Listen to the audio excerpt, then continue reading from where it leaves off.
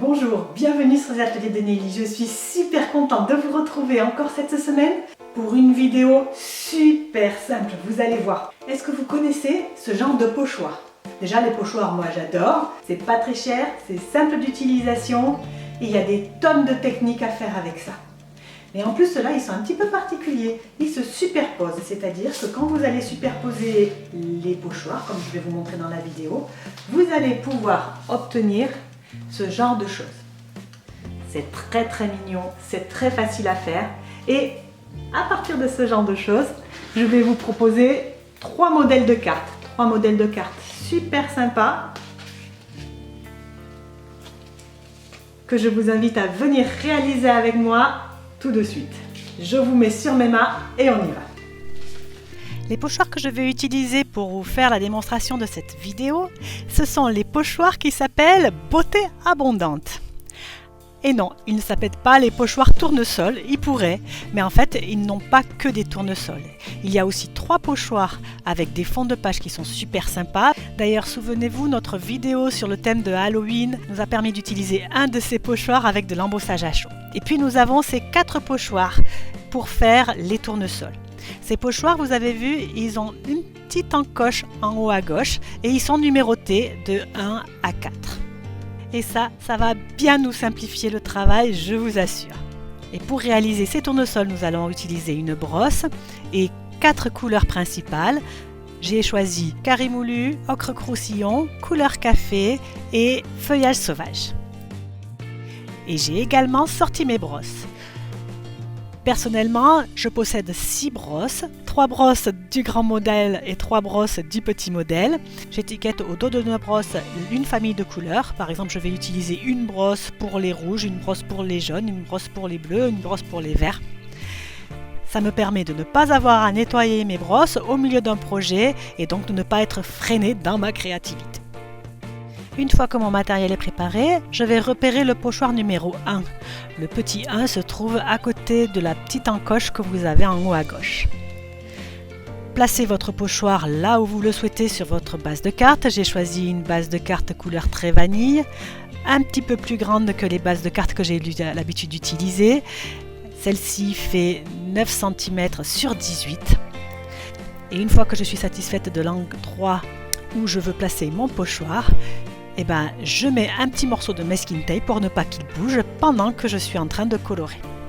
Une fois que tout est en place, je peux appliquer la première couleur. La première couleur, ça va souvent être la plus claire. C'est beaucoup plus facile de travailler dans ce sens en partant du plus clair jusqu'au plus foncé. On arrive mieux à fondre les couleurs et le rendu est beaucoup plus agréable. Donc je prends mon encre jaune carré moulu, je décharge un petit peu sur le côté de mon pochoir et je colore. C'est pas plus compliqué que ça. Un enfant de 6 ans pourrait y arriver. J'insiste un petit peu avec ma brosse sur le centre des fleurs, juste pour que ça me fasse un joli dégradé. Puis je passe à la deuxième couleur, ocre roussillon, et là j'en mets juste une petite touche au centre des fleurs. C'est pas grand chose cette superposition de couleurs, mais ça va faire toute la différence. Il est temps maintenant d'enlever notre pochoir numéro 1. C'est toujours magique quand on l'enlève. Vous aussi, vous aimez ça? Moi, j'adore. Voilà ce que l'on obtient. Et je passe maintenant à mon pochoir numéro 2. Le pochoir numéro 2, ce sont les feuilles. Vous avez vu, j'ai marqué au crayon l'endroit où j'avais la petite encoche et donc il suffit que je replace mon pochoir exactement au même endroit et il va se positionner parfaitement. Donc mes feuilles, je vais les faire en vert. Un petit peu de vert pour les feuilles, en insistant bien sur la base des feuilles.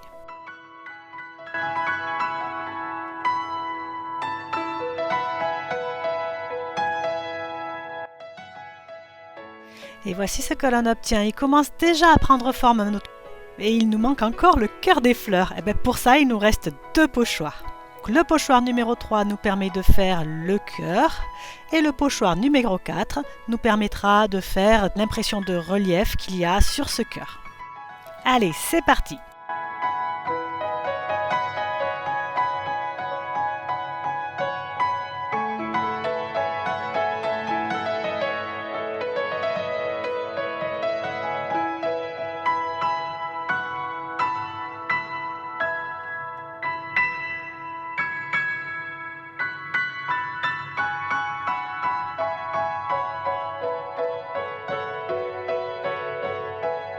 Vous avez vu, ils rendent pas mal nos tournesols. Et l'avantage, c'est qu'on peut utiliser et réutiliser à l'infini nos pochoirs. Là, par exemple, je vais mettre un petit tournesol sur la gauche de ma carte pour la compléter un petit peu.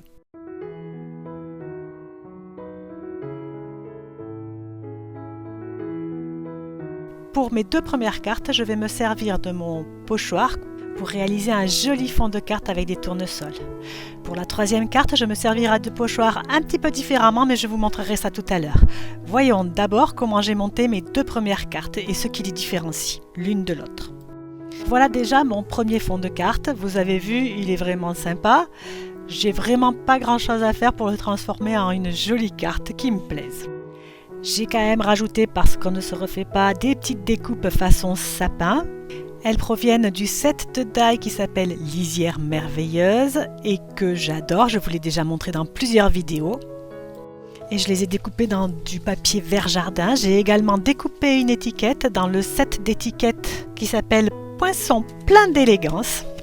Je me suis également servi du set de tampons couronne champêtre pour le vœu. Il est pas beau ce vœu? Merci de rendre ma vie plus belle. Et je le tamponne en feuillage sauvage sur un papier qui est de couleur piscine party. J'aime bien cette couleur piscine party, elle ramène toujours un petit peu de gaieté, j'adore.